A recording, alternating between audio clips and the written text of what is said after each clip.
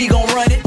Hit the field, blast off, watch them all fall. This is AFC North Talk. Got me hype, it's about to be a touchdown. Got the Ravens, Steelers, Bengals, and the Browns. Are you listening? It's time to get it hype. Tune in when the season poppin'. Yeah, we going live. Ay, knock 'em out. Ay, first down, going hard. Yes, indeed. AFC North Talk. Let's go. Ay, AFC North Talk.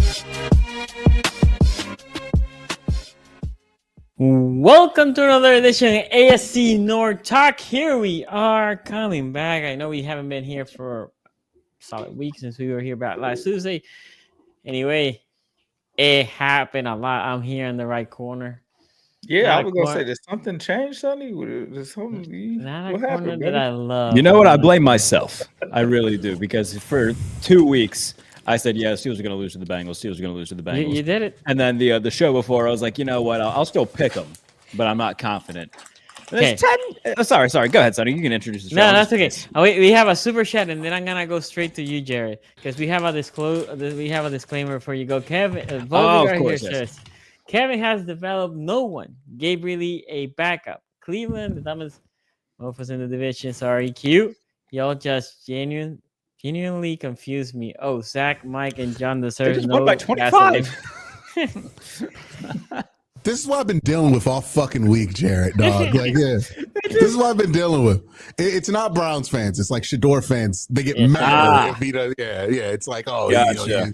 Dylan's terrible. I'm like, hey, man, he's played 3 fucking games, guys. Let's actually like let him play, and then we can make a determination. I'm sure you wouldn't want me to write the book on Shador after 3 starts, right? So, kind of just ridiculous stuff here. So we're gonna go ahead. That there was a Thursday night matchup, and before Jared goes, there's a disclaimer we have to go through. The following rant, tirade, or emotional outburst, crafted and delivered by Jarrett Bailey, does not reflect the official views, values, or remotely coherent opinions of the AFC North podcast, its hosts, or any of its respectable partners. These statements are the sole responsibility of one very passionate Steelers fan. And while we do not condone them, we also can't stop him. Viewer discretion is advised. Steelers fans, grab your cushion, fasten your terrible towels, and brace yourselves, because things are about to get Bailey-level unhinged. There you go. That was pretty good. Yeah, Your cushion is crazy. Bite your cushions a little bit much. That felt like a little bit almost X-rated for this podcast. Go ahead, Jared. Yeah, I mean, I said going into it, I was like, yeah, they're probably going to lose to the Bengals. They shouldn't. And then I still picked them because I'm a fan. And, people will be like, oh, you never picked the Steelers. And, it's a fair point. I don't. And this is fucking why. You say you jinxed yourself. I did jinx myself. 1 week where he was happy, by the way. Like, Jared was so fucking happy last week. Dude, even last Tuesday, I was like, you know what? They're probably going to lose to the Bengals, but I'm going to let myself be happy because they played really great against the Browns, and it was awesome. So they start off the game. It's 10-0. Aaron throws a touchdown to Jonnu Smith after having over 8 seconds to throw, which was hilarious. He had 2 of those in the game, by the way, where he had over 7 seconds. The second one was to Muth on that 68-yarder. So I'll start with actually the good.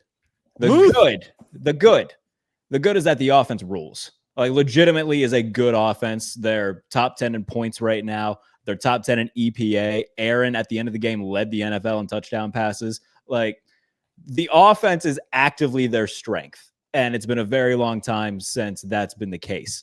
I really like the fact that they're able to get things going, despite not having Calvin Austin in the lineup. Like, Pat Freiermuth had a huge game, which, for the past few weeks, a lot of Steelers fans, myself included, have been like, all right, man, like, what's the point of paying him so much money when he's hardly on the field? He had fewer snaps than Connor Hayward against Minnesota. Like, what are they doing with him? Really came in handy. Had 2 touchdowns, 5 catches, over 100 yards. Big game for Pat Freiermuth. Yeah. Unfortunately for Pat Freiermuth, though, after scoring the go-ahead touchdown with about 2 minutes left in the game, on his 23rd target, Jamar Chase was in a separate county than any Steelers defensive back. And that was kind of the theme of the night. If you look at Joe Flacco's passing chart, and if you go back and just watch the game, it's just they just had a single button in front of them. There's slant. And the Steelers kept seeing that. They're like, God damn it, I wonder what they're gonna do next. And I thought they were gonna I thought at some point they were gonna use PQ or Wilson and just like zone him out on the corner, just waiting for that slant. Because Flacco would throw it regardless. Flacco in here gonna be like, let me fake it. You think they would run one thief underneath for something, right? No, one. No, middle field open. It's just so frustrating when everybody at home knew what was coming, and for some reason, no one on the Steelers roster, sideline, coach, they just couldn't figure out how maybe we should do something about getting just eaten alive over the middle of the field. It was so frustrating to watch, man. And like, I'll actually give them credit for they were lining up to go for it in the red zone. And then they had a false start penalty. And like, I get pissed off when they don't go for it, but there was no hesitation to go for it, which is actually nice to see. A little bit more good. Darius Slay, get him off the field, man. Darius Slay got cooked deep. I think it was Yoshivas who had that long catch over the middle. Get Darius Slay off the field. Brandon Echols has been actually really good when they've used him. Brandon Echols should be a starter with Porter and Jalen Ramsey. Joey Porter, by the way, every time they go to Cincinnati, he plays a game of how many times can I get called for pass interference, because it was a couple on him. It's the refs. The couple on Ramsey as well. Mm-hmm. The PI on the first Chase touchdown, or I guess he only had one on the day, but the PI on the Chase touchdown, I mean, it looked like there was a shove by Jamar to Jalen, and they called Jalen for PI. I didn't love that. I thought that was a bad call. I'm not going to sit here and blame officials for a loss. That's loser behavior. But just a lot of defensive shortcomings, man. And I have it on good authority that there are persons on that defense that hate that scheme. And it's, it goes back to like Jamar Chase after the game said, yeah, we knew what they were going to do. And, we took advantage of that. And it goes back to that Julian Edelman quote where he's like, yeah, we played, the Steelers a ton over a decade, and they did the exact same thing all the time. That's why we were able to exploit it all the time, because they never changed. And it's just so frustrating when this team year after year after year after year teases you with like, hey, believe in them this year. This could be different. And then they go out and lose to a quarterback who's been with the team for less than 2 weeks, who just spams one concept over and over. Like, bro, Mike Tomlin got outcoached by Zach Taylor. Zach Taylor didn't do anything crazy. He just realized, if he's not going to change what he's doing defensively, I'm just going to keep doing what's working. And if you're not going to guard Jamar Chase, well, I guess I'll throw him the ball 23 times. It's like, you're just going to leave him open. Okay. Like, we'll keep doing it until you stop it. And Chase sets franchise records for targets, receptions. It's just it's such a pain in the butt, because now it feels like, all right, we're back to square one with this defense, where that's great that you can, shut down Carson Wentz for 55 minutes. It's great that you can make Dylan Gabriel look bad. But anytime you face Joe Flacco for whatever reason, you piss down your leg and you can't figure out a way to stop him. Anytime you play like competent quarterbacks, you just get ripped to shreds. It's frustrating. They play Green Bay on Sunday. Obviously, we'll have the preview show where we'll go a little bit more in depth with that. But it was a team that was 4-1, had an ample opportunity to get to 5-1, really just put a stranglehold on the division. And now they're 4-2, very realistically staring 4-3 in the face. And if the Bengals win on Sunday, which they're playing the Jets, so like there's a very real chance that the Bengals are in first place after Sunday. And it's something that could have been completely avoided had they not do what they do a lot. And it's not to say that every team in the league loses a game that they probably shouldn't, but the Steelers more so when it comes to Thursday nights. We talked about it a lot on this show, how bad they are on Thursday nights. They could have exercised a lot of demons, and the same demons showed up to bite them in the butt. And it's, of course, you got to go to Tomlin after the game. I was fully expecting him to say something dumb like, we had a perfect dinner, but we burnt the biscuits. Shut up, bro. Like, just fix the defense. Like, I'm so tired of listening to these dumbass quotes every week. What did he say? No, he didn't actually say that. I'm saying I was expecting. He said this. Like some shit he was saying. Yeah, the spirit of Tomlin. Really proud of the effort, this- man. You know, we had a perfect dinner, but we burnt the biscuits. And I was like, all right. We got to eat the popcorn Put it on before the we get shirt. the butter. Yeah, it's stuff like that. You know, we'll tune in every week for a new Tomlinism from yours truly. Maybe I'll just come up with a weekly one on the show at this point. But I got to give credit to the offense, though, because I was really happy about that performance. Arthur Smith is going to get head coaching interviews. Like, he's done a legit awesome job.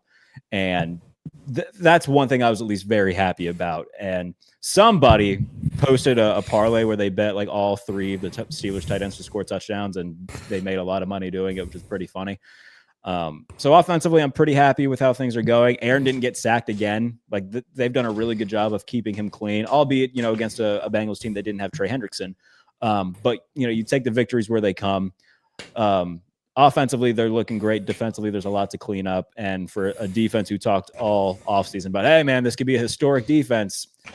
I mean, I've yet to see anything that resembles that. So can't put that on the field against Jordan Love and a Packers offense that, you know, will tear that up and have their way with it. Before Ace goes, there's a correction here.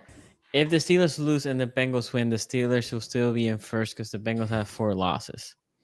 Do they have 4 losses? Yes, Yeah, you know, the Steelers had a bye, the Bengals haven't yet. Is that correct? Yes. My apologies on that. Okay. So that's a quick correction. Ace, I know you love this game, Ace. How you feeling, bro? Oh yeah, I mean, this started in the offseason when it was like, oh, Steelers got Jalen Ramsey, and Bengals fans, if you actually watched at the time, we were not worried whatsoever. Like we saw this. Is there like an before existing thing with Bengals fans and Jalen Ramsey? Oh yeah, because when we played him in the Super Bowl, like we killed him in the Super Bowl. So like when they got Jalen Ramsey, it was like that was AJ like 4 Green years ago. suplex that boy into a whole different accent before. He did. But when I saw that happen, I was like, okay, yeah, I'm not really worried about Jalen Ramsey. I was very comfortable about playing Jalen Ramsey. And then when I saw Jalen Ramsey go on a podcast and literally talk about, I got one, that's me. Now I said, oh, really? This is going to be interesting when these guys play. So I was not shocked by what happened at all. And they did exactly what he said he was going to do, leave him on an island with Jamar Chase. And I was like, you sure? Are you sure about that? Are you really sure about being on an island with Jamar Chase? And then they put JPJ on T. Higgins. Are you sure about that? You really want a walking penalty flag on T. Higgins? And then we already knew what people do when they don't want to single those guys. They do bracket coverage. So what did we do? We had to answer for that with the Yossi Vosh bomb right down the middle on Darius Slay, who I tried to tell people was a senior citizen. He was a part of the Unk Bowl too. This dude was a part of the Unk Bowl too. So I was, you know, from an offensive perspective, I still was surprised. Like, I know that Joe Flacco and those guys look good, but I've been asking since Jake Browning was the quarterback to spam Jamar Chase and T. Higgins. I was like, you got to get them 30 plus targets combined some kind of way. Like, you just gotta do it, dog, because the offense was just non-existent. For them to do it in this game, I think was amazing. The one thing that Zach Taylor almost did, though, he almost Zach Taylored this game towards the end, where he wanted to try, and I get it. For me, like, the craziest part about this game, outside of Jamar Chase's 23 targets, was the fact that the Bengals ran for 10 yards per carry in this game. The Bengals, who are literally the worst running offense in the league, were able to run the ball in this game. And when Zach Taylor had a chance to really ice the game, he wasn't running the ball. So I was like, dude, you're about to Zach Taylor this game. They got 3 timeouts. You're throwing. You're having incompletions. Like, you're literally giving this game to the Steelers right now. I'm like, bro, you ran for 10 yards per carry. Like, why aren't you trying to run the clock out? And so luckily, the Steelers, the only thing bad about Freiermuth, which I saw some people debating this, was should Freiermuth have done the same thing that T. Higgins did, is, you know, go down, try to waste some clock without giving the Bengals the chance to score. And so he scores on the blown play. The Bengals get the ball back. And you could just tell Joe Flacco, he was playing confident. And the crazy part is, a lot of people don't notice, there were some plays that Zach was calling for him that he didn't even know what to do. Bro, he was talking about it after the game. He's like, we got some formations that end in F. I have no idea what this was. And I was like, all right, sick. Awesome. Yeah, he was just like, whatever. And like the play where he the little read option. Yeah, he didn't know what the hell that play was, so he just went ahead and ran for the first down. So this was not only a Joe Flacco on a short week, he didn't at times know what the hell the play call was, and he was still out there doing his thing. This offense looks completely different with him at quarterback versus Jay Browning. I mean, it's night and day. It's not even close. And the thing that I respect about Flacco is when he hears one of those dumbass Zach Taylor play calls, oh, he's quick to audible it. Oh, he's quick to be like, yeah, Jamar, you just run this route instead. Fuck what Zach Taylor is talking about. We gonna run this. And that's the part about Flacco that I do appreciate, like the veteran part of him being able to come in, read the defense, and understand what's going on. I'm going to be honest. Every hotel has the Zach Taylor chair. For sure. To me, I'm going to be honest. Until the end of this game, I didn't know TJ Watt was playing in this game. I was like, where is TJ Watt in this game whatsoever? They had time. I think he came in at the end and he had a half sack. But him and Hayward combined for one, like on the drive before the broken Freiermuth touchdown. So it was like Bengals' second to last drive of the game. And a lot of that too, like had to do with the fact that as soon as Joe was hitting his back foot, he was getting rid of it. Everybody was just so open. And but I don't mean to cut you off, Ace.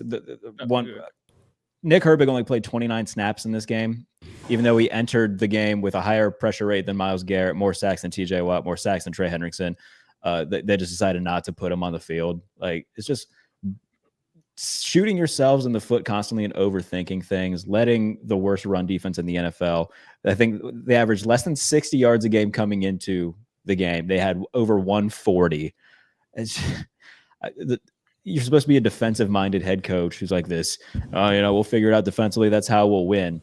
If you're a defensive-minded head coach and your defense is constantly the problem, you're probably part of the problem then, man. And yeah, they had their way with them.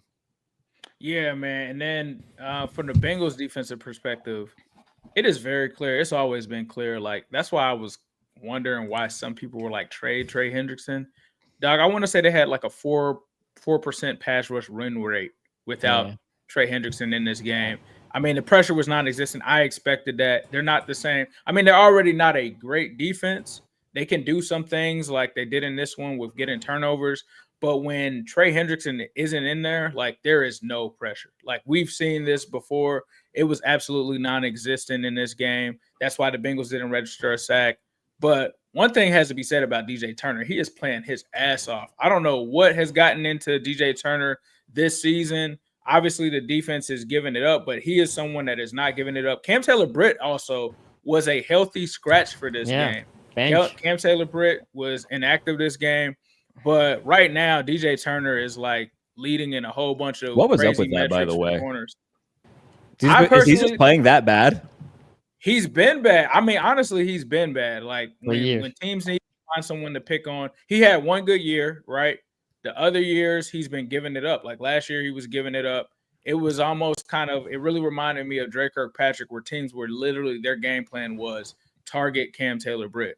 And so this season, it's been the same thing. But also, I feel like Cam off the field, people know that he hangs out a lot. And it's like, dude, if you're struggling, like, you might not want to be getting seen at clubs and all of that. Like, get your mind right. Like, you got to get focused on that. So when it comes to that, I think that could have played into it as well, because it's like, if you're in this situation, it's more than just saying that you're going to step up. You have to actually see it. And Zach Taylor said that a few weeks ago when he was like, Cam has to do more than just tell me that he's going to play better.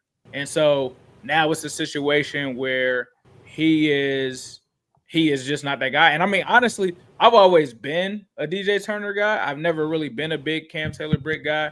DJ Turner was a guy that's always been in position. It's just sometimes that he gives it up. Now he's finally turning it on and realizing, hey, I have this 4.2 speed. I can be in the right position, and now I can make the deflection or a play on the ball. The interception that he had against Metcalf was insane. That was one of the plays of the game. Ripped it away from him.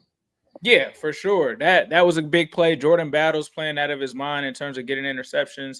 He had a good play in this game, but that was pretty much it for the defense. And that was the bad thing about the defense, was they were giving it up. They weren't able to get any kind of pressure on Rodgers whatsoever. And, even on that Hail Mary, you had to kind of hold your breath when it came to that. But when it comes to what the Bengals were able to do, this is a team that hasn't quit, even though they lost 4 straight. They're trying to execute this plan. The other thing about this game is Joe Burrow's on the sideline before the game. This was the plan all along, was to get Joe Flacco in here to try to bring some stability. And it seems that Joe is on track to come back within December. We'll see if he comes back earlier than that. But that was what the plan was. They wanted to get a veteran in there. They felt like they still had Jamar Chase. They still had T. Higgins. You get a Noah Fant touchdown in there as well. And then you see this run game. And then you start to say, man, can they pretty much tread water until Joe Burrow gets back? That's what their expectation is. That's what they're looking at. They're 2-0 in the division. I don't care what anybody said. They're 2-0 in the division. That's big. A lot of their losses haven't been AFC losses. They go into this Jets game, which is a winnable game. They have to take care of business there. Then they get the Bears. Like, this team, if Joe Flacco continues to play the way that he's playing, they are going to be just fine, because now they have stability on offense. They were getting a lot of stability on defense. Now they got to get Trey Hendrickson back. He's getting healthy. So they've got this mini bye. We'll see if he's going to play this upcoming week. But if not, they have that bye week in a few weeks to try to get people healthy. They've been relatively healthy, to be honest. Like, they don't really have many injuries. It's really just Trey Hendrickson. The other thing is another big change for that defense outside of Cam Taylor-Britt being a healthy and active. They've benched Logan Wilson. In his spot, Barrett Carter led the team in tackles. He's coming on. But they did also in this game bench Demetrius Knight, who was the rookie that was supposed to come in and replace Pratt. They replaced him with Oren Burke. So on defense, it just seems like Zach Taylor is like, if you're not getting it done, we're going to find somebody else that can try to get it done. Defense still isn't great, but I think that it reminds me of the 2005 Bengals defense, where they're going to give up points. They're not going to be that great, but they're going to get turnovers to get the offense what it needs to do, and they're going to get them at the right times. And if they can continue to do that, they'll be fine. The only thing they're missing, though, is a closer in Trey Hendrickson that's going to be able to make those plays to force the third down drives and stuff like that. They just are completely missing that. They brought Shamar Stewart back. I'm not going to take it out on him too much, because this is his first game back in a couple weeks since he's been injured. So we'll see what happens, but they have got to get something else from those guys outside of that. And then the other thing was, we're not seeing Jermaine Burton. Jermaine Burton has been a healthy scratch literally this entire season. It just doesn't make sense to me to not have him be part of this offense when you have an arm like Flacco has. Like, he has the deep bomb ability. He's not there, so they're throwing deep bombs to Yoshi. You kind of wonder what they're going to do. The other thing that was impressive in this game, though, we talk about Jamar Chase, the 16 targets and all of that. Let's talk about the way he was throwing blocks out there. Jamar Chase was throwing blocks out there in the run game to help free up Chase Brown. For a guy that's a superstar receiver, most of those guys don't like blocking or doing anything like that, but he was out there throwing blocks, doing his thing. And then T. Higgins, once Jamar Chase kills you, here comes T. Higgins to put the knife in your throat, to end the game. And talk about him making a selfless play on a play that he could have scored on, has the wherewithal to say, no, you know what? I'm going to go ahead and take, a slide here instead of doing that. Instead of taking two DDs, give me the W. That's what the Bengals are right now. They're trying to stack dubs. And right now it's more about the dubs and the stats. If you're great like Jamar Chase, you can get them both.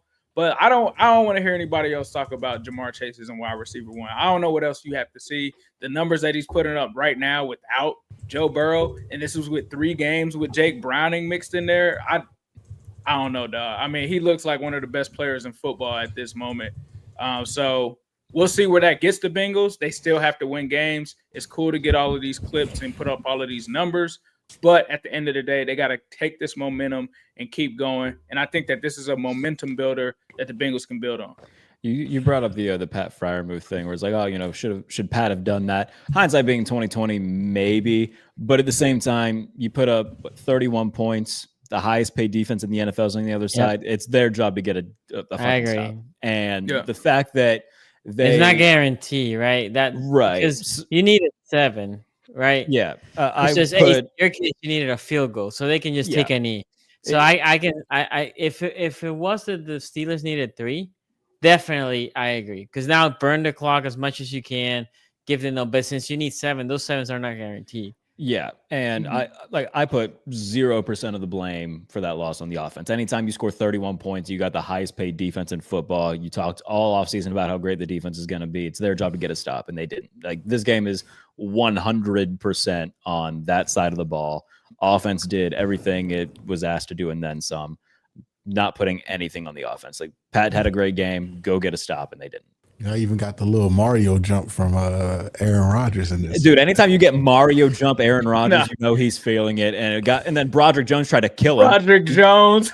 I was like, jeez. And then, dude, Aaron was pissed. Aaron was pissed throughout the game. Every day that passes, I watch Aaron Rodgers and go to myself, him and CM Punk are the same exact person. For sure. I mean, minus the whole straight edge thing for Punk, but they are very much just old cranky bastards. That's one of the reasons I celebrating with you, getting a matching tattoo one moment, the other moment they're like, "What the fuck is wrong with you? I'll kill you." Yeah, I think that's why I relate so much to Aaron as the residential, just cranky prick of the podcast. It's just it's hilarious. Like, hey, look, Broderick talked about it. I think it was yesterday. He's like, "Yeah, dude, we're cool. We're still laughing about it." He just told me like, "Hey, like, don't lose the fire, but calm down." So like, I think it's a kind of endearing, but it was at the time it was very funny. Yeah, some people just crash out. You just gotta let them crash out a little bit. And you're all right. You'll be back. Had no idea Aaron Rodgers was married. By the way, I saw the wedding ring and was like, "What? When I missed that?" And the offseason, sometime over the spring/summer. Oh, is he got? Okay. I thought wasn't he married before, or like wasn't he dating some actors? Nah, he was dating. He's had a few. Yeah, he's had a few like high profile. I know he was with this Crystal lady, right? I don't know. Like one of them girls really. Isn't his wife a mystery? Yeah, his wife. It's like very. Nobody knows who he is. Yeah, it's very. Honestly, let that man have his private life. You know, that's fine. Yeah, none of my business. Like, married to football. He gonna retire, be 50, and he gonna be like making knives and sell them on Joe Rogan Experience in like 10 years or something like that. Like, just let him be himself, man. He like a while ago. He was dating Danica Patrick in like the early 2010s. Maybe. Sure. Yeah. He had a couple of celebrity girlfriends. Yeah, he did. Yeah. Wasn't he with Jennifer Lawrence? Am I making that up? No, not Jennifer Lawrence. That would be an age mismatch thing there. Okay. It was with some actress. It was like somebody who was famous in like the original Real Housewives era or something like that, right? Oh wow. Yeah. But regardless, in terms of football, the old bastard still has it, and I love watching him every week. It's been very fun to see the Steelers' offense be their strength, not their weakness. But the defense needs to clean up its shit. Can we talk about how Mike Tomlin knows that this defense sucks? It like refuses to admit it because him bitching about the Joe Flacco trade. Yeah, look at the super chat. Look at the super chat. This is the super chat before when we thought he was a Sanders fan, and he says, "No, brother, I don't care about either one of those guys. I'm talking about you both helping the Bengals." I don't understand Mike Tomlin just sent a super chat. Why Steelers fans think that I will feel bad that we did something that helped the Steelers lose. What you think we care about the Bengals winning more than you losing? It made my fucking day. I was happy on collusion. Friday. This is another they said collusion. I was like, hell yeah. You know what I mean? The Bengals winning fits my goals. Look, I don't want Joe Burrow to get another elite piece on defense. Like, no, thank you. That'd make them really good. I want them to keep Zach Taylor. I need Joe Flacco to get them to 9. Okay, like, I mean, look, bro, it comes back to not to be the most broken of all broken records, but like, if you don't change your scheme or anything that you do for so long, you're probably a big part of the problem. Dude, the same exploits that Joe Flacco was hitting in Baltimore during the he was hitting these things during the Obama administration. Yes. should it be the same exploits he can hit in 10 days in Cincinnati because you refuse to get out of cover 3? Like, this is the thing that cracked me up too. They cover 3 spot drop that he's ran for God knows how long. Flacco saw that, was like, oh, it's going to be a good day. Outs all day, right?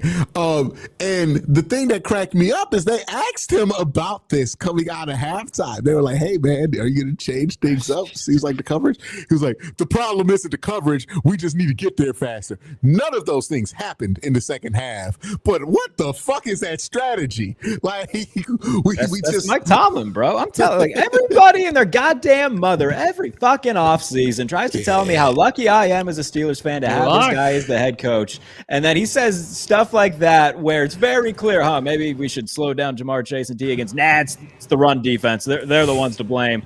All right, dude. Good luck. You need to get there faster. Just like, Jesus Lord, man. Spoiler warning, they did not get there faster, nor did they cover Jamar Chase in the second half of this game. By the way, Andrew Berry is my GOAT for making that trade because he single-handedly saved my fantasy season because Jamar Chase getting 40 points for me. Only reason I ended this losing streak I was on. So again, thank you, Andrew Berry, for doing what was right. He had no use for Joe Flacco. He was 40. Our team's going nowhere. Send that man somewhere where he can have a future. And if it pisses off the Steelers and makes Mike Tomlin mad, that's a fucking bonus. So yeah, I don't know why Mike Tomlin being upset, by the way, gaslights the Cleveland media into being like, oh my God, we made a mistake. Mike Tomlin doesn't like what we did. Like Mike Tomlin has ever gave a fuck about the well-being of the Cleveland Browns in his life. Like Mike Tomlin's going to be mad for us. Look at how other decisions that Mike Tomlin had a big hand in. Look how George Pickens is doing right now. And look, I was one who defended it at the time. Hey, turns out that all you need to not be batshit insane as a quarterback who doesn't suck. Who would have thought? And a team that can get him the ball. Like I'm one day there will be a post Mike Tomlin era. One day I'm hoping that day is coming sooner than later. Yeah. How old's his son? I think he's like a couple years younger than me, or maybe around the same age. There you go. Yeah, Mike Tomlin Jr. That's the Mike Tomlin Jr. era. I think his name's Dino. He played at Maryland for a while. He did play in Maryland. Yeah. Football experience. Yeah, that's the next coach right there. When does he get the age that Mike Tomlin was when he was the head coach? What, 35? Something like that. It was like mid-late 30s. Yeah, Dino Tomlin, DT. they had Brian Flores on the staff in the building. And B-Flow. Just let him go. Just let him go. And the one thing that people say, oh, well, Flores doesn't fit the scheme. Hey, bro, have Flores run the defense. Fuck your scheme. Like, just give him, let him do what he's doing right now in Minnesota. I would have loved it. It's also been like God bless Terrell Austin. God bless Terrell Austin. Well, it's been fascinating with the Steelers. Even in the years where like TJ Watt has had extreme amount of success, you can make the argument that the Steelers defense was still a little bit underwhelming based on like what you expected them to be at the beginning of the season. Like, and it's been like that for a long time. And now it's getting to the point where you can't ignore it because you made all these trades to get older on defense. You got Jalen Ramsey. Like, I would assume getting Jalen Ramsey was like in large part to avoid what happened to you on Thursday happening, right? Like, isn't that part of why you're like, hey, let's get somebody who could cover this Jamar Chase in this division. Let's make sure that doesn't kill us. And then for Jalen Ramsey, he got spanked, man. It was tough. It was a tough night. He got cooked. Like, and it wasn't like he's ass. He got cooked. It was just like, damn, Jamar Chase is really special.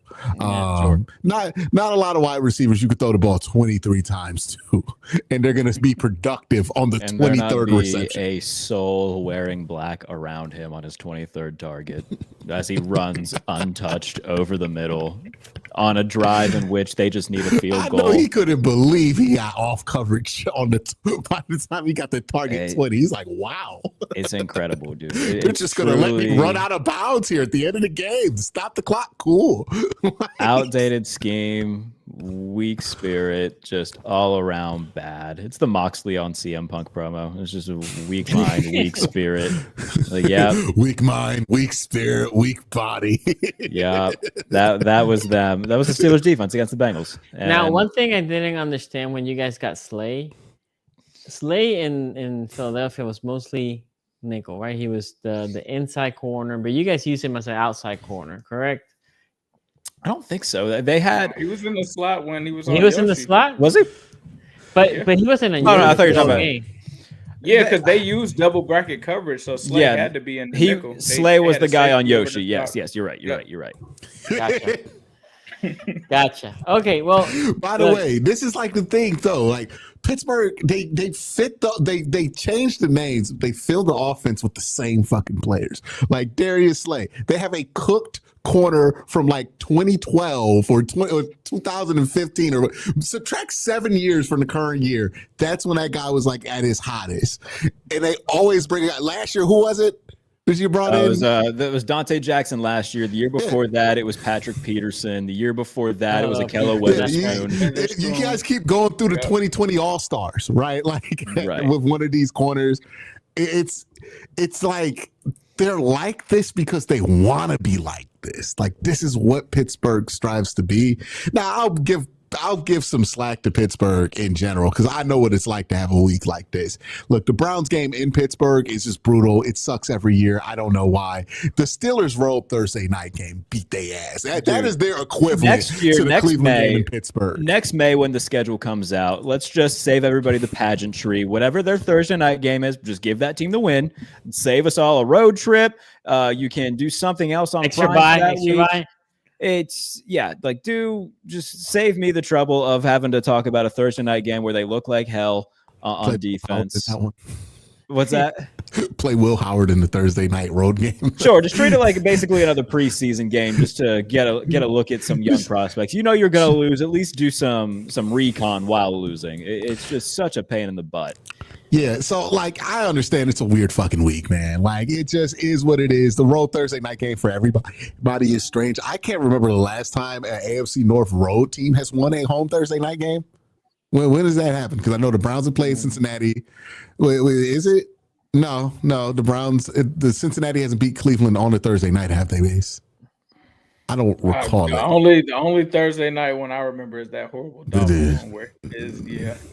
There's the Dalton one, and then there was the one with Amari Cooper went off with Jacoby Brissett, right? Mm-hmm. It was the guy, the eat meat guy on the space. Oh You remember yeah, that? So, that was crazy. Wait, Yeah. October. So since crazy. I think that was the only one, I don't see any. Doing a quick look here.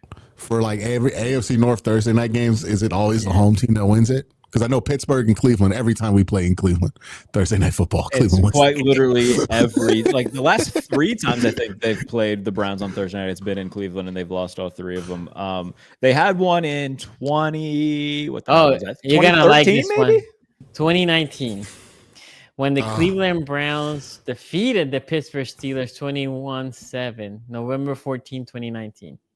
No way that happened in Pittsburgh. No, Who that was was not the road team. The Browns were the home team that game. It says matchup Cleveland Browns at Pittsburgh Steelers. Yeah, that's got to be wrong. We haven't won in Pittsburgh in the regular season since 04. No, that would have had to have been Yeah, I don't know when the last time a road team in the AFC North has won an AFC North game in there. Maybe Baltimore. I can't remember right now. But we never play Baltimore on Thursdays. I don't know. We have Baltimore, been playing. We play you play usually. like Miami on Thursdays all the time. No, we have been playing the Bengals on Thursday. Right? Yeah, a lot of those. Yeah, there's been like three straight not years losing of that. Bengals at Ravens on Thursday night. So I can't recall the last time a road team on Thursday night has won the AFC North game. So like it's legitimately, especially with the divisions being this close, it's just a tough game. I will see how Pittsburgh looks after this, but like I think what we got today, they're not going to start their fall. Like they're not going to start collapsing yet, but we saw the sneak preview of what that collapse is probably going to look like for Pittsburgh once they get to the later part of the season. They'll rally, they'll be better. How many wins are at right now, Jarrett? 4? They're 4-2. They'll get to like 9 before they start to unravel a little bit. So they'll unravel. They'll stay together. You'll start to think now they're not going to unravel. But I think kind of the core things that you saw here, Mike Tomlin's unwillingness to adjust, this defense being inconsistent, maybe Aaron Rodgers keeps up this level of play. I certainly can't bet against it at this point because he's been so good this year. But yeah, I think we're seeing the roots of what's going to really send Jared up a fucking wall. This is unfortunately this is the exact kind of year where it's going to tear Jared up a wall. I'll say this though. I will say this. I would much rather this be their problem than the thing that's been their problem for years past. The offense. Yeah, like if they, when they play, a team like Detroit or Buffalo later on in the year, like I don't expect them to win those games, but they're going to put up points, which is something that they haven't done against actually like great teams in the NFL and God knows how long. So like I would much rather see them compete in shootouts than, lose 34-13 or 38-10. The offense can't do anything. The defense can't play good teams. Like at least like we know that they can put up points. Aaron is playing great right now. Hopefully they get a good wide receiver too at the deadline. I'm preparing myself for it to just be Alan Lazard or they sign Tyler Lockett. But I would love if it was Jacoby Myers. That would be great. Or Rashid Shaheed. That would be awesome. Tyler too. Lockett and DK Metcalf. Yeah, there you go. Sure. Not good. Bless Tyler Lockett. Seems like an awesome guy. It's just, hey, he literally did the meme of good receiver goes to Titans and stinks. Like he's the latest in line of that. So for me, there's a lot of things to say that I can completely agree. A couple of things that surprised me. Chase Brown and the running game resurrection. The fact that Flacco had time. I know he was throwing quick, but still, I was expecting some sort of pressure. Right? Because Flacco ain't moving. His O-line has been good. Yeah, no, I agree. 3-4 weeks now. I completely agree with you, Ace, but also the Steelers D-line. That's one of their thing, right? Like TJ Watt. Herbig, the amount of time that Flacco had, the amount of time that both quarterbacks had in this game, was did. Strange. Like, but you're not surprised. Aaron Rodgers was back there, like just doing 2010 Aaron Rodgers shit at the beginning of this game. Where but are you surprised that the Bengals didn't produce pressure? I wasn't. I was surprised there was that little amount of pressure in the first quarter of the game. I understand not getting to him, but there was one play where Aaron literally stood planted on one side, said, "Hey, ain't nothing really cracking here. Let's see what's on with the other fucking side of the field." Yeah. Ran there, tossed the ball, got a first down. That's just hey man, this should never happen in the NFL. I agree. There was no pressure, but the O-line for both teams was good. But I'm surprised because the Steelers front is one of their strengths. It's supposed to be one of their strengths. And, if you give Flacco pressure, that's when Flacco makes usually all the mistakes. Look, the game plan here, my daughter, Maya, she could probably do this if she's playing Madden. Where's Jamar Chase? The Steelers again? Right. Where's Jamar Chase? Yeah, they do. That was it's a 0. It's a 0. Is that what I need to press? Let me press 0. Let me press 0. That was the game plan. It was a simplified version. All the Bengals did was listen to Axe Madden. Yeah, exactly. That's all Zach Taylor did. What should I do right here? He just put in the chat GPT. What should I do here? Throw the ball to Jamar Chase. Yeah. So we're gonna do that. Yep. And then on the running side, again, a team that doesn't run the ball well. Chase Brown. Chase Brown hasn't had this type of game. I don't know, Ace. When was the last time that Chase Brown cracked 100? What Pop Warner team did he play for? Let's check that out. Maybe we'll find the stats. It's not usual, right? It's not a norm that the Bengals see rushing for 100. And again, the front is what the Steelers, because we can talk about Ramsey and Slay, but the Steelers coming into the season, they were like, well, we have the front. The safeties, we might have question marks. Joker is good. We still had Clark over there, but the front is gonna put pressure. Harmon, Herbig, all of them, right? With TJ, there was no pressure. Anyway, and on the other side, on offense, both offense obviously did good. I said before the game, I want to see if the Steelers can win a game when their defense do not produce any turnovers, right? And this was the game. The Steelers did not produce any turnover. The Bengals actually produced 2 turnovers, and they couldn't. Now, it was tight. But my point was the Steelers have gone away in the past couple of weeks, winning by 3, 4, 5, whatever the score was, and their turnover margin was swinging at least +2 on the Steelers mark, right? So this was the first game in a while where the Steelers did not win the turnover margin, and they did not win.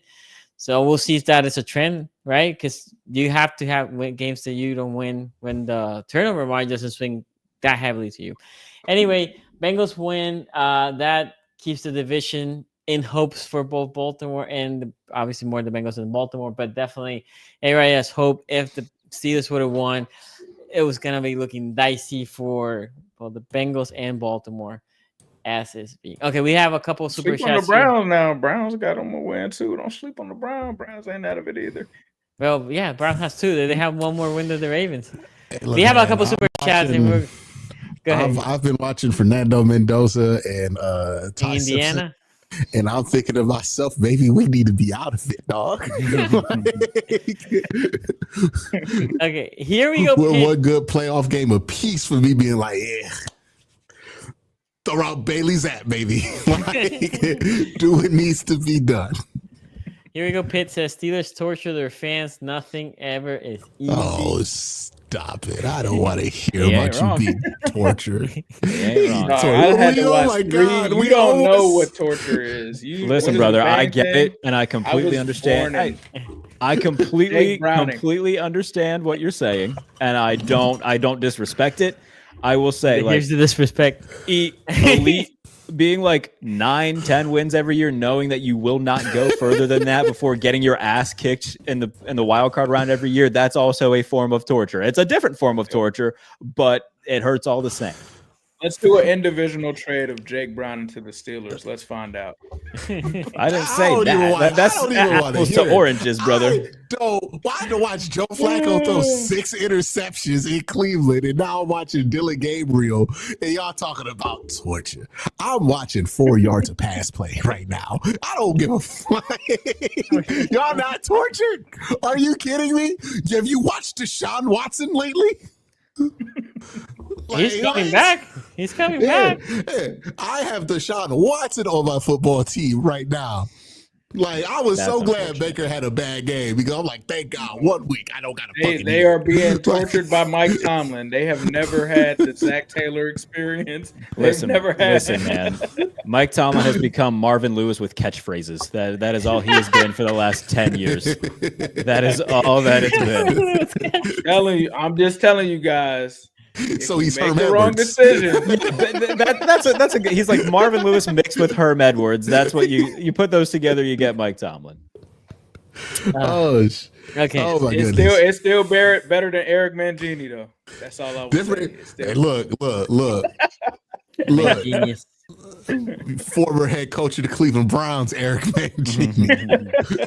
Eric Mangini made me quit watching football for 2 years. Okay. That's rough. Was it back-to-back 5 and 11s? It wasn't even the 5 and 11s, man. Every time we got a first down, the stadium went crazy because it didn't happen every drive. Jake Delhomme. One time we got a field goal. We were like, thank God. Jake Delhomme, Cleveland Browns quarterback. I forgot about that. Yeah. Mangini was the quarter, or was the coach for that? Yeah, fucking man genius. Genius. Man genius coming home. Oh my goodness. Yeah. Noah Look. still here says, congrats, Jared. Joe overtook Tom for most He wins. did. Yes, he Wow. sure did. That's crazy. Over the Granted, you know, Steelers? Joe's had a few Right. more cracks at it per year than Tom did, but still.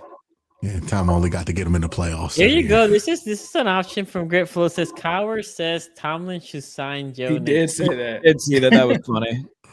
I miss Bill. Complete Try the it. circuit. A little peek behind the curtain. We're trying to get Bill on Believe in Steelers. We're going to see if that ends up happening, but fingers crossed that it'll happen. I love Bill. Nightmare Keela here says Sonny Harp's about to scapegoat Monken. Did you see the article? That's Dude. Harp No up way. Self. Did you read the Baltimore Sun article?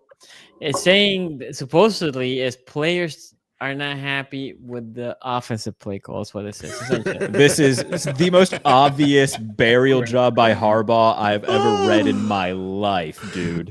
He Oh, yeah, looked this is around Greg and Roman said, trick.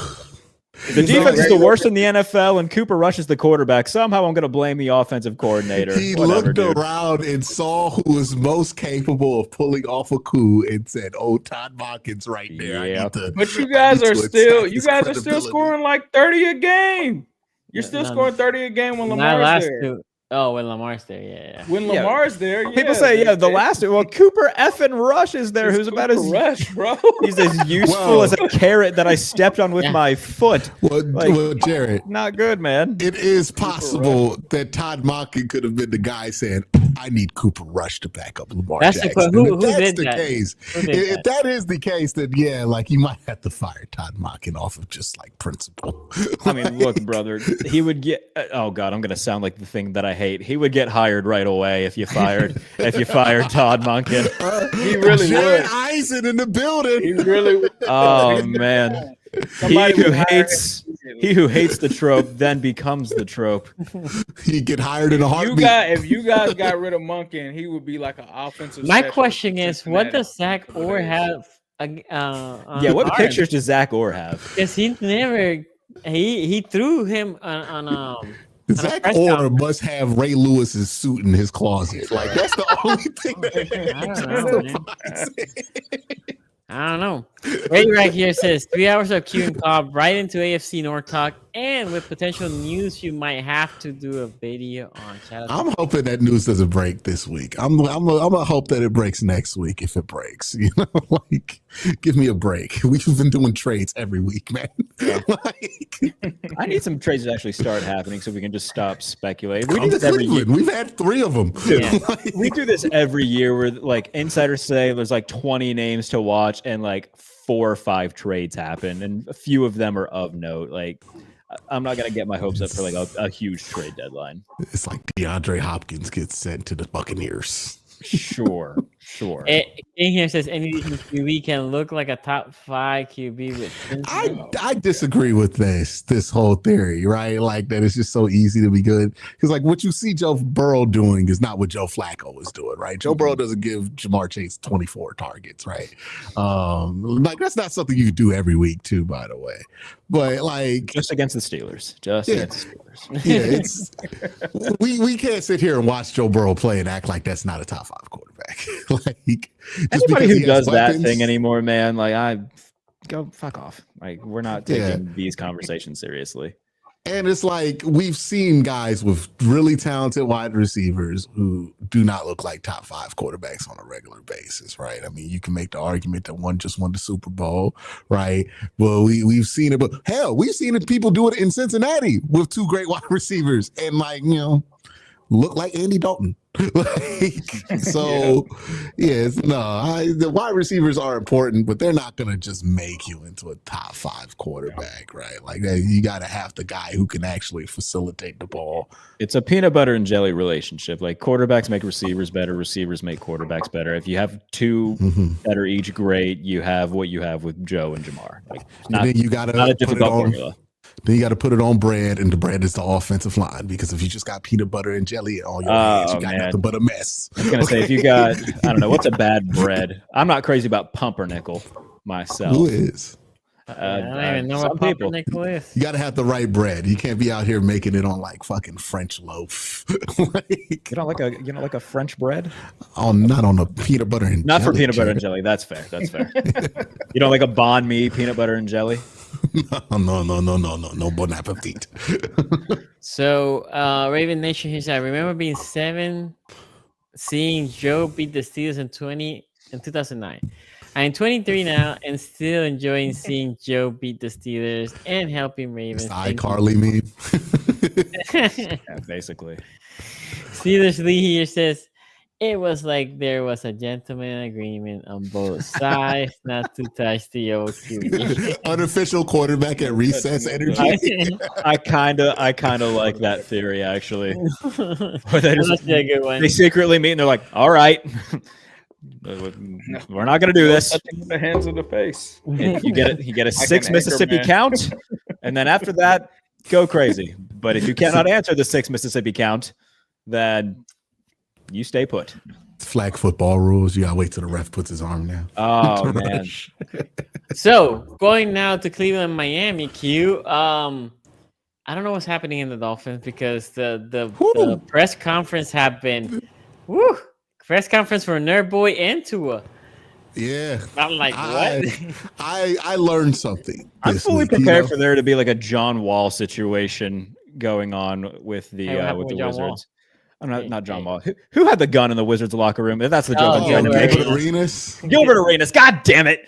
Ah, wrong Wizard. I missed that. Yeah. Yeah. wrong era of dysfunction. Wrong Yeah, era of the exactly. Wizards. I don't. I'm so mad at myself right now. The errors have had a lot of errors. I think We that have. was intertwined with the JaVale McGee, Nick Young era too. Like that came right after that because I Yeah, think Nick Young was exactly. on that team, right? Yes, it was. I I'm hated so my mad life. that With I Nick got that Young, wrong. I hated my life. I wanted to jump off a cliff, and I They hated changed the Wizards. jerseys just to go to JaVale McGee, Nick Oh Young. my god, JaVale McGee. At least JaVale McGee, even if he was goofy, he tried. Nick Young was actually annoying. Nick Young, I hated Nick Young. So anyway, And not then to they went derail around this. and traded sorry for about Nick Young, that. too. Yeah, don't talk. Nick Young. Anyway, the But- defense showed up, right? Defense played good. Well, I think the first thing is like Miami didn't show up in this game at all. I learned something. I've complained about the Browns, and I was complaining about their locker room leadership. And, you might have gotten the sense that I thought that the Browns were a dysfunctional franchise. I don't think the Browns are dysfunctional. I think they're just a bad football team. I think the Miami Dolphins are crazy. Capital D dysfunctional.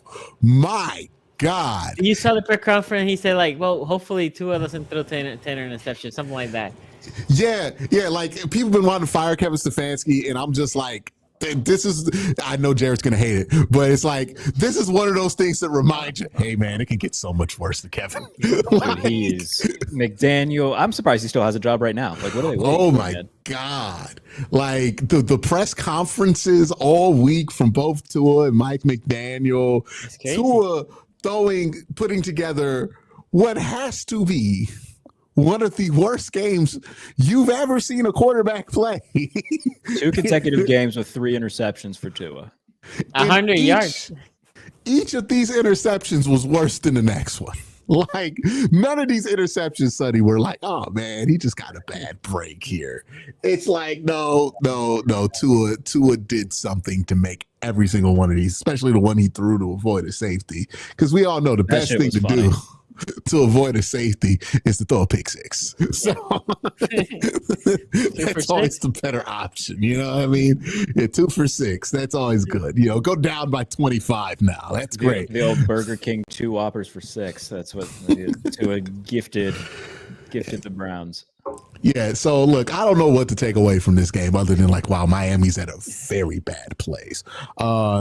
Offensively, there was still a lot of inefficiency there for the Cleveland Browns offense. My thing here is that they were opportunistic, right?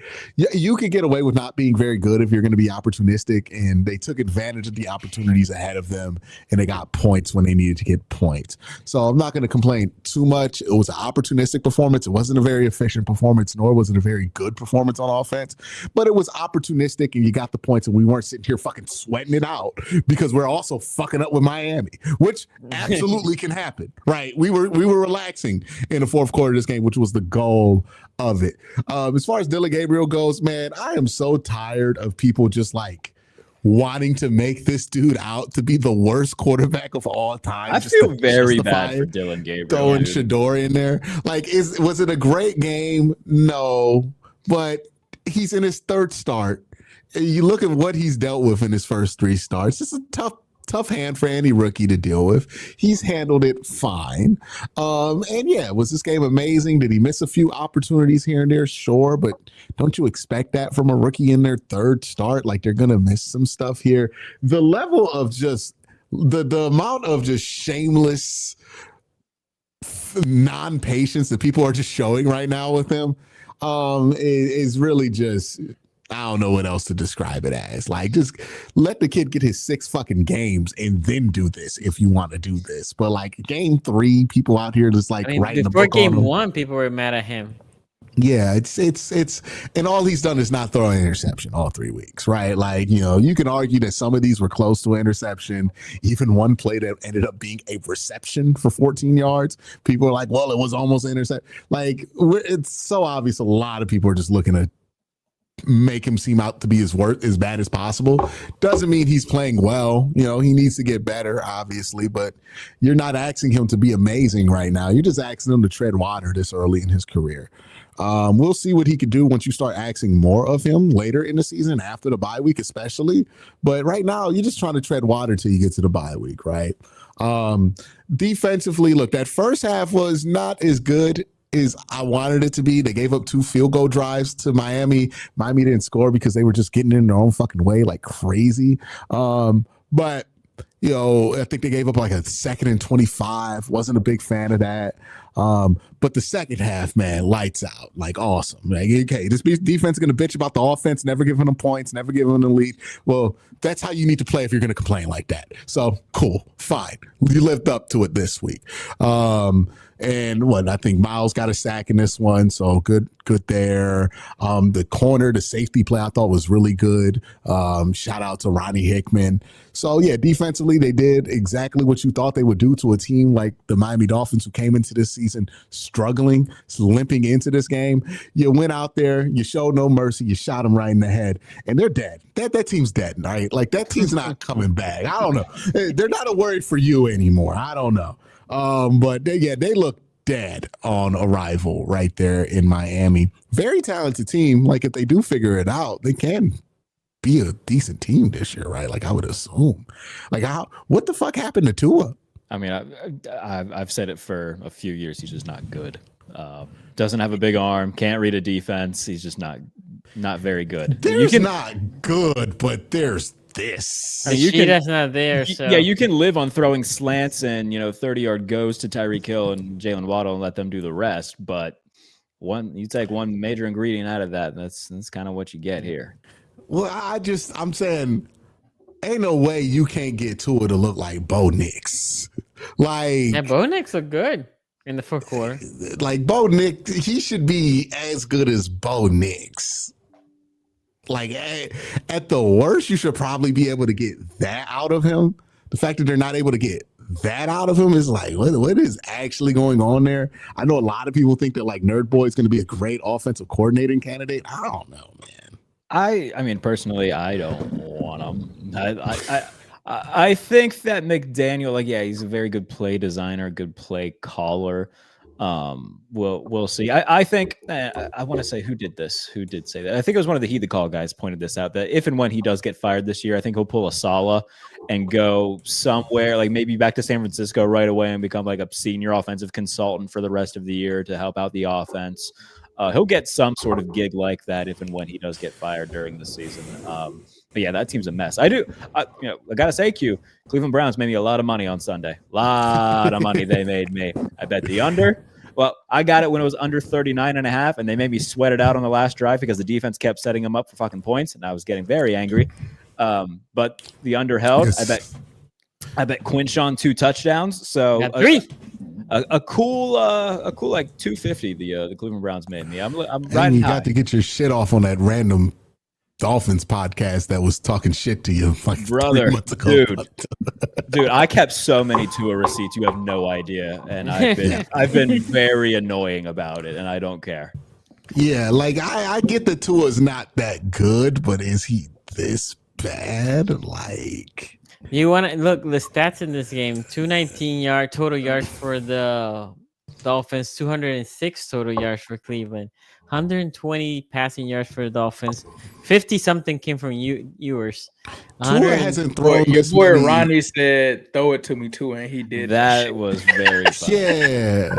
Like, that's a level of bad here that I'm like, I can't believe he's actually this bad. Next Steelers quarterback, by the way. Okay, first of all, I've got to listen to you say Tua. I got JP Acosta telling me it'll probably be Mac Jones next year. I'm about had it enough with all of you. Hey, maybe you bring both of them. I've had enough of all of you trying to curse me with all of these ass quarterbacks in 2026. I'm not having it anymore. You ain't trying to see Tua. You ain't trying to see Tua with a Carson Beck chaser. We're gonna be here like Joe Jesus Flacco, Lord. still waiting for the Steelers to get a quarterback 10 years from now. Joe Flacco. So next year, the Steelers go to camp. Joe Flacco, Marco Jones, and Tua battle it out. Now, Will Howard will be in there somewhere. Steelers fans will talk themselves into Will Howard being the starter. He's not going to be the starter. He'll be maybe the backup. Mason's going to be there too because he's on a 2-year deal. The Jared Bailey's worst quarterback room imaginable. I don't know. Who would you pick between Tua and Mac Jones? Mac Jones. A plane crash. Like it's. I think I'd rather have that. Tua, Jameis, Joe Flacco. I would take Joe. That's the easiest. Yeah, I would take Joe. Here's the thing. I'm so pissed that I can't be happier about this Joe Flacco thing because I like Joe, and it's cool that he's having these constant he's become kind of like Ryan Fitzpatrick to a degree, where he'll bounce around team to team, have 1 or 2 good games with all of them. I like Josh Joe. McCown. Yeah, a little bit. I like Joe. I now that he's not in Baltimore, I can like him a little bit. I just wish that it came against not my team. Oh, absolutely. Yeah, that made it better. But yeah, Bruce. the Browns, this game versus Miami, it's a step in the right direction. I think what it does tell you is that, hey, you're not dysfunctional. Right? Like You saw what dysfunction looks. we saw face first what real dysfunction. It's kind of like when I talk about how Steelers fans will complain about like misery, and I'm like, no, you need to see actual misery. And then they see actual misery, like, yeah, you're right. This was one of those ones where I'm like, I thought the Browns were headed towards dysfunction. They're not there yet. That They don't have a head coach who wears sunglasses on the sideline during a rainstorm. fucking overcast. They got that going for him. He had plays written down on a blank piece of printer paper. I'm like, what's going on there? Like, it's full Miami right there. Yeah, he was looking up. He brought up a piece of paper. He was looking at that shit. The optics were so bad because like they're doing nothing on offense, and then here's nerd boy just going like, oh man, I got the answers here. It's like, hey buddy, the answer's nowhere. Like, there's nothing on that fucking sheet that's gonna fix this game for you. Someone says that those are transition glasses, apparently, but A, that doesn't fit my narrative. B, I don't think they are. I'm gonna just say this. I think it makes it worse if they're transition lenses. I don't know. To be honest, every person I've known with transition lenses Sucks at calling plays. I personally thought was kind of a dick. Like, I've never met somebody with transition lenses. Like, hey, hold on, nobody wears transition lenses on this podcast, right?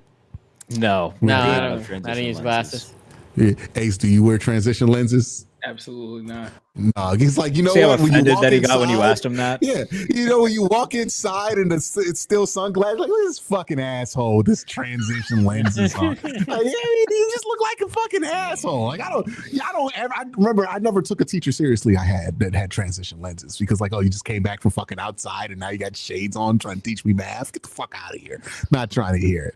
So yeah, that makes it worse in my opinion. But the Miami Dolphins are dysfunctional, and that told me that I definitely don't need to see the Browns fire their coach in the middle of the season because we're not anywhere close to there, right? Like, if you want to make a decision on Kevin at the end of the year because the offense has been stale and you think he's part of the reason it has, you can make that decision at the end of the year. But if that does happen, we need a before and after picture of Kevin Stefanski. He's going to look like he served 2 terms in the Oval Office. Like, I feel like he's going to look like he's 80 years old with all that stress. Yeah, he's gonna come out there with the fucking walker, dude. Shanahan has. Kyle's been there for almost a decade though, but yeah, Kyle's been through some shit there too. You know what I mean? Like, Ben Johnson's already picture look kind of crazy. Yeah, that's just coaching Caleb Williams. Okay. He keeps doing the other thing. Like, Rookie says Paul Brown destroyed the Bengals, not making Bill Walsh the head coach. That came back to bit us. The Bengals could have been the 49ers of the 80s because Kenny Anderson won an MVP. Shout out friend of the pod, Kenny Anderson. Not to plug my own stuff, but he's told me so many good stories on my channel. So maybe go and look at those. Damn. Yeah. Now y'all the Cincinnati Bengals of the AFC. Yeah, Kenny Anderson rules. Anthony Valdez says my Steelers QB is okay, but who's got the best QB? I'm saying Lamar Jackson. I don't know. I think That's the Steelers healthy got the right best. now. I think the Steelers got the best 8 in the division, just personally speaking. The best what 8? The best number 8 in the division. Oh my god! Because Lamar's not playing. Is that what you're saying? 8 plus 8 equals 16, which means Joe Flacco now. Oh, damn, that was really Oh yeah, he is wearing 16 now. Huh? Look at that mental gymnastics. There you go. He's leading the AFC North in passing yards. I'm just saying.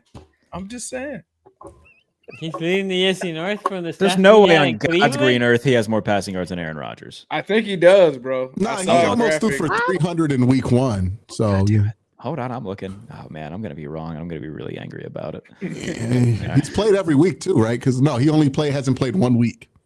All right. Oh, Aaron did have a bye week, but yeah, if Joe didn't play, all right. So 1270 for Aaron. Let's look at what Joe's rocking with. He doesn't have that then. No.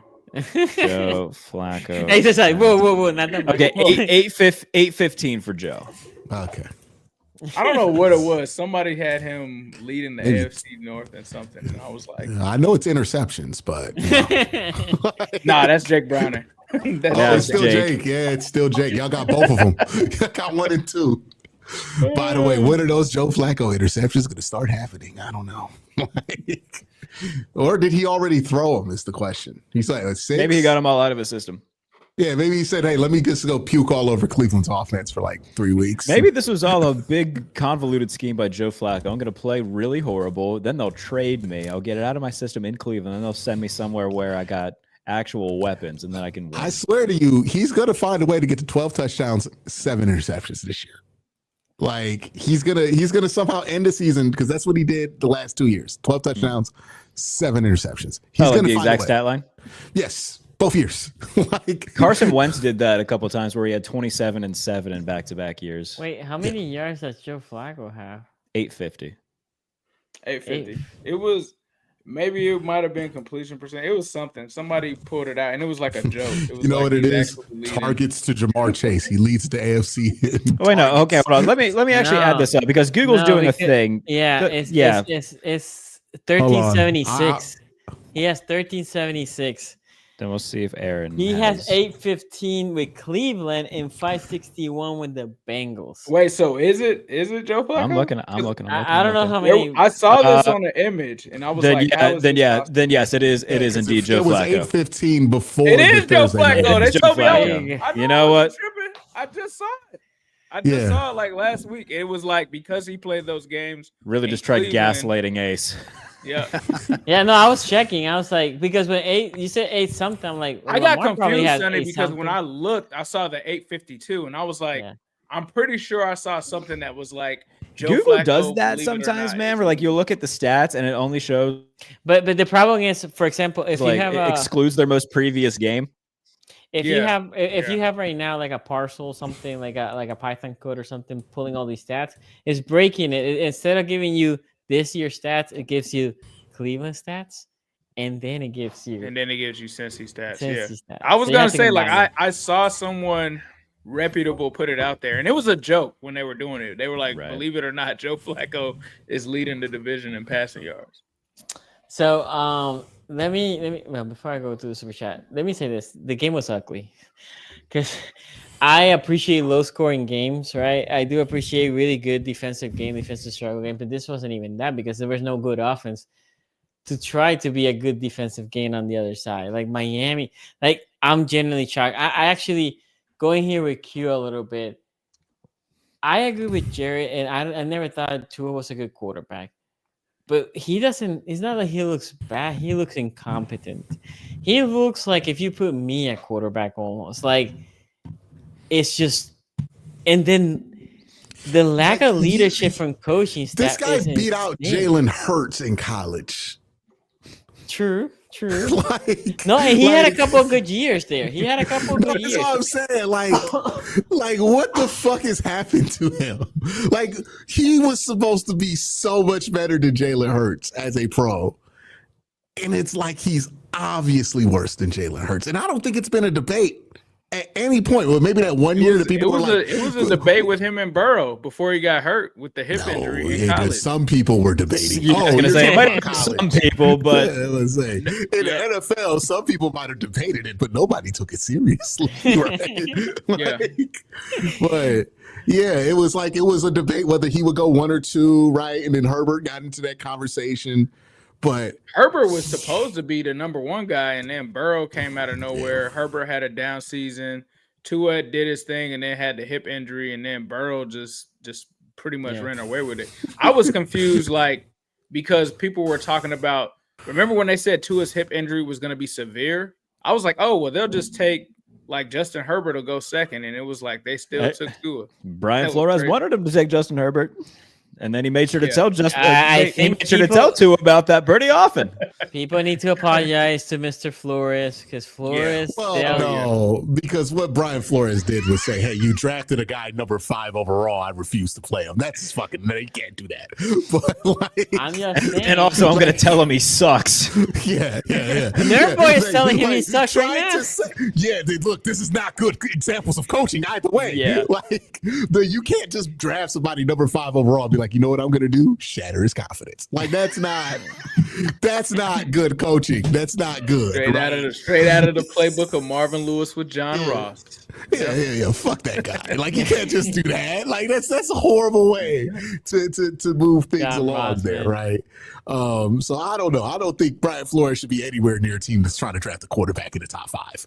No. He needs an established QB. He needs an People established do that. Sonny, for some he reason. needs to go to Cincinnati. He needs to go to Bengals. I mean, not the Bengals. Baltimore, right? Please do. And then you can bring Nerdy Guy there, and he can run your offense. And see how Lamar likes that. You know what? Beeflo would like if Nerdy Boy's really like a shitty guy. Beeflo would like slap him around, like go away. I don't need you in my life.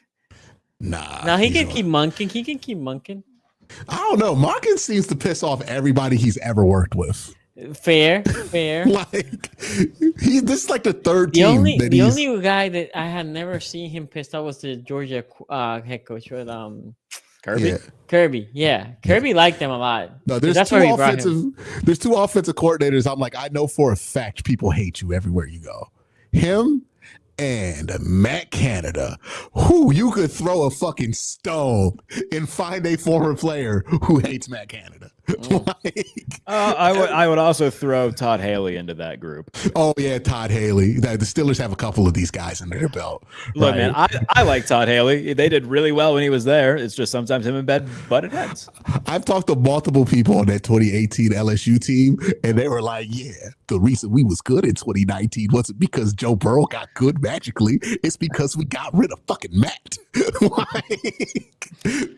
But Hugh, I don't know how much you believe in Poly Market. Do you guys Poly Market? Yeah, No, I'm a I partner. don't really. I'm actually a Just- partner with Poly Market, so I ain't talking Just shit on my joined the partners. squad today, by the way. Did you? We're Welcome to Poly the Market tribe. brothers. Meetings are on Wednesdays. Nice. They are I have saying, a contract with somebody else, so this is awkward. sorry. They're saying Browns receive. They're proposing a trade. CJ Stroud, Ohio's finest. All right, just We need to stop. right Okay, I think it was just more of a hypothetical. just stop right there. Texas received. Let me finish. No. Texas received 2025 Mind Browns you. first. Go get your boy. 2025 Go first, get your Jack. boy.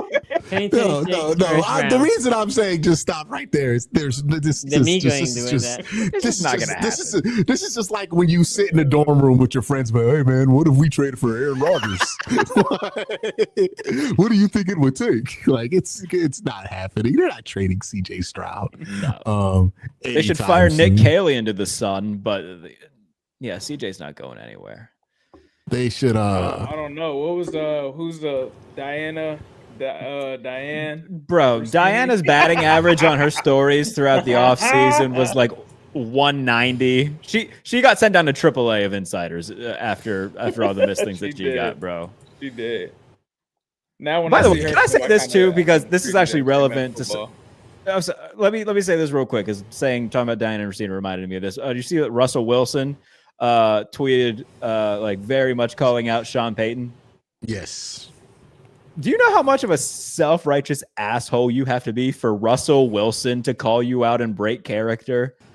And Yeah, he made Russell Wilson break kayfabe. It's crazy. yeah. And I bring that up because every time like Colin or Diana are on TV or their podcast, like all they do is just metaphorically suck off Sean Payton, and it's very annoying because Sean Payton's an asshole. And good for Russ for calling him out. Dude, this is cartoon. Russ's first win since that one game in Pittsburgh. Like, His first win since beating the Browns. I think it was his last win as a Steeler. yeah, that tracks. I don't know. I'm not gonna lie. Last month of the season, once we put Bailey Zapp in, that's a blur, man. Yeah, that's fair. Wait. Did Russell really tweet hashtag Let's Ride? He sure did. he flamed up Sean Payton and gave him 3 old ass man emojis and said, "Let's ride." He threw in. I guess Bounty Gate's still going strong through the media. I was like, oh, okay, Russ. Russ That's from the fire. top rope. He hit him with an old golly G elbow. All right. Yeah, he said, "You want to play with Mr. Unlimited?" Before I read the super chat, do you guys have anything else you want to add about this beautiful? I mean, it was a great game for the Browns. I think, they might have the best running back in the division. I don't know, Sonny. Father Time. They might have the Henry best had a running great back in the game last division. game. Henry I had don't know, a man. great This game this last game. Judkins kid is, I don't know. He's good. He's I good. don't know. He's And pretty I good. would say too, Judkins is out here running behind nothing. Like, every yard is fucking earned. Yeah. But it also looks like the Browns are the early winners of that Tyson Campbell and Greg Newsome trade because the Jaguars apparently aren't putting Greg Newsome on the field. Tyson Campbell had a pick 6 and he's been playing a lot. So Greg Newsome had a pick too. And when did he? now last Newsome has game, one pick in his career. I And it thought was he against had Baltimore when we beat y'all with Deshaun Watson. that game. That was Watson's highlight too. quick way to That was the to- peak of the Watson era. Yeah. quick way to get whoever that Cleveland guy was that was crashing out over the Flacco thing. Quick, easy way to forget about that whole thing by just blowing the shit out of the Dolphins to forget that. Like, nobody's gonna be showing that clip anymore. Like, it's like, bro, we Who was just crashing out? It was was some crashing out? Cleveland media guy. He was crashing. Oh, it out was after the Thursday Tony night Rizzo. football game. Yeah, he was crashing out. This fucking He was clown. crashing All right, yeah, no. It's like it's like what's your guys in Pittsburgh? What's the guy? The fucking We got Filippone my or boy Filippone. Yeah, Shout out to Yeah. Filippone. he's got to Shout out get to he's got to get his nips pierced because the Steelers lost. Yeah, he's like a less fun Filippone. Like, I mean, it's- every town has their town has their carny guy. radio guy. Every team has their carny over the top, like almost we like need to fire performative. everybody. Yeah, it's performative more than anything. Pony, like I like Pony. Pony's cool, but he does say some stuff sometimes. We're just like, all right, dude, reel it in because then you end up having to get your tits pierced, and that's not what you Well, want to do. the difference between Did he him really and gonna Pony, do that? I don't know if he has yet Is or he not, gonna but honor that? I hope so. I fucking did. I got a goddamn tattoo. You can get your nipples pierced, Pony. By the way, the difference between him and Pony is that Pony gives you radical optimism as well. He does, as like the cynicism, Yes, right? Like yes. he's radical in both directions. Tony Rizzo is just a radical cynic. Like he just Yeah. like every chance he gets to be mad at the Browns, he hits the let's be angry at the Browns button. I had to like I don't dislike him as a dude. I don't know him as a dude, but I had to mute him through the 2 years of Kenny Pickett just because he's obviously a Pitt fan. He was huge on Pickett. I was like, listen, brother, I can't. He kept saying Kenny Pickett and Patrick Mahomes. Like, he kept I do doing it. recall one tweet in specific that really stood out. It was after Pickett's rookie year, and he was like, today on the show, we try to name as many quarterbacks that we would take over Kenny Pickett. The list was Patrick Mahomes, Lamar Jackson, and that's it. I'm like, all right, sure. No Joe Burrow. I don't recall if Burrow was on it. Maybe he was. I'm paraphrasing. No, I'm saying like it's just there were some ridiculous names left off that list. Yeah. Bless him though. Yeah. You're right. Yeah, he is very optimistic by trade. I mean, he'll have his moments where he'll. Yo, I haven't. And it gave me a lot of fuel to tell Steelers fans at the time that Cody Kessler is no different than. I mean, not Cody Kessler. Cody Kessler and Kenny Pickett were actually like football twins, except for Cody Kessler had been more productive. Cody Kessler's a podcaster Yeah. now. Is it? I mean, hey, Kenny Pickett out there fumbling snaps when he gets put in. He's Dude, not far away from being a rookie. That was just chef's kiss. All right, we're gonna pull out Gino. Oh, Kenny fumbled. All right, well. Hey, look, Jared, just know you're this close to being Kenny Pickett's vet. Teach him the rope to this podcast game. Now, Kenny But- Pickett has way too much of a monotone, non-emotional voice to do podcasts. He does not have a broadcast career ahead of him. Okay, It's so just have stopped you a guys lot of seen people. this? Have we seen one? I saw yes. Max Browning has a I just watched podcast. that. How you saw it? I haven't No, seen I it. haven't seen it. Let me see it. You There's guys a- want to play it? Well, no, Yeah, there's a let's mean play it. slur in it, so I wouldn't. Okay, yeah, okay. don't play it. Don't play it. Don't. Thank Okay. you for the warning. Yeah, Yeah. thanks for the warning. Watch it in your own. It is funny, but don't get us demonetized. Okay. Good call. Okay, we have a couple super chats here. Boldigar says, not even trolling. I really do believe that Jets' first win is gonna come against the Browns. Tire up magic, baby. Yeah, we'll see. Do you want to hear how dumb I am? I threw actual American currency on the Jets to win on Sunday. Who are they playing? They played the Panthers, and I was like, all right, they're going to win eventually. And No, the it'll come against Panthers. The Panthers thing is wrong this year, bro. They're 4-3. Dude, They're they 4-3. still suck. They're still bad. I don't care. I'm blaming 100%. John Daly meme on the Yeah, I'm I did blaming see that. 100% of all of that on that one podcast and Ace specifically. Yeah, yeah. Yeah, like y'all three are all responsible for them having a 4-3 record, by the way. That was the worst game I've seen in a hot minute. But yeah, I made the Didn't mistake Andy of Dalton get in? Didn't Yeah, Andy because Dalton- Bryce he's starting against the Bills. Bryce hurt his ankle. Wow. Andy Dalton.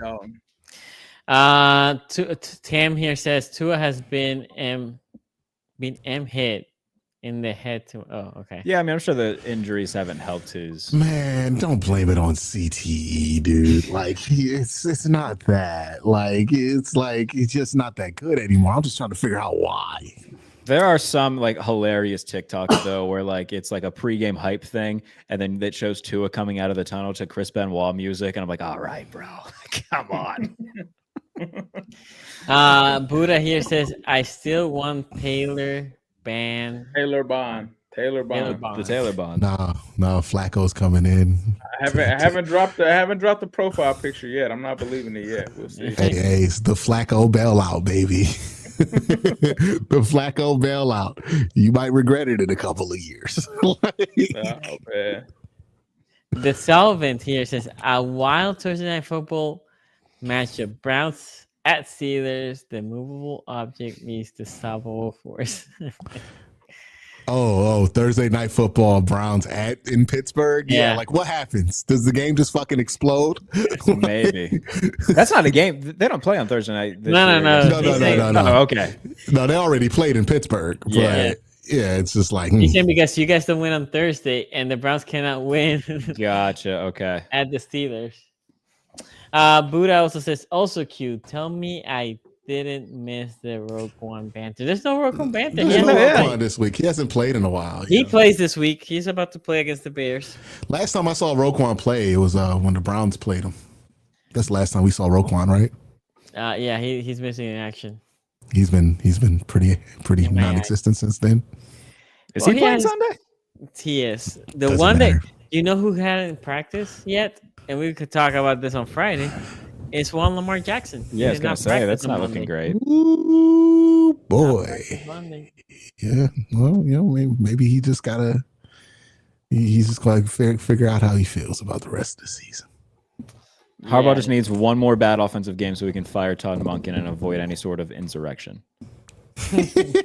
Does firing Todd Monken avoid the insurrection? I feel No, like because that the will defense is the instigate it, right? Like if you fire the thing that everybody's like, that's not the problem, right? Like, It's like a. I was gonna do the whole John Mulaney bit where he talks about the horse in the hospital, and then the horse fires the horse catcher. Like it'd be very similar to that. yeah, it's like I feel like you would be drawing more attention upon yourself because then the conversation is, why did Harbaugh fire the offensive coordinator? Yeah, I agree. And then if the offense starts to slump, it's like, well, it's Harbaugh's fault. Yeah. And then now it's like, do we got to fire you too? Like, just They should be having that conversation now. They're not going. Yeah, to, but it's I a don't conversation think- that should be. Had. I think his job is safe. By the way, have you ever seen somebody who's destined to be the next Cowboys head coach more than a fired John Harbaugh? John Harbaugh. Yeah, this But sounds like the something. Cowboys are not gonna fire. What is this? The guy? Brian Schottenheimer. No, He's doing no, okay. Because Harbaugh's going to sit on his ass for like a year or two, right? Yeah, he's And not gonna. then Do you he's think probably he's going going to to coach with do his TV. brother? You think No, he's he's going gonna to do coach with his TV. brother or no? He'll be like on the Yeah, NBC. he'll do TV. Yeah, that's fair. Yeah, He'll do football night in America every week. Yeah, that's a good shout. Then Jerry Jones will watch it and be like, I need to bring in Super Bowl champion John Harbaugh. I can't wait. Can't wait for that. Bring in John Harbaugh to run. Well, we decided to part ways with Brian Schottenheimer. We're gonna give a call to John Harbaugh. I thought I was hiring Marty. I could have sworn it was his dad. They told me he had died a long time ago. So I made sure this one was the one that won the Super Bowl, and he's alive. There's two of them. I made sure. I'm pretty sure I got One the of right them didn't Harbaugh. They look the same. Okay. With that, we gotta drop it here. Thank you for watching. Thursday, we only had the 2 games, but on Friday we have nobody is in bye, We right? somehow made this show fucking 90 minutes. Hey, we're having too much fun. Thank you very much for watching. Make sure you like, comment on the link below, and thank you for supporting us. Peace out.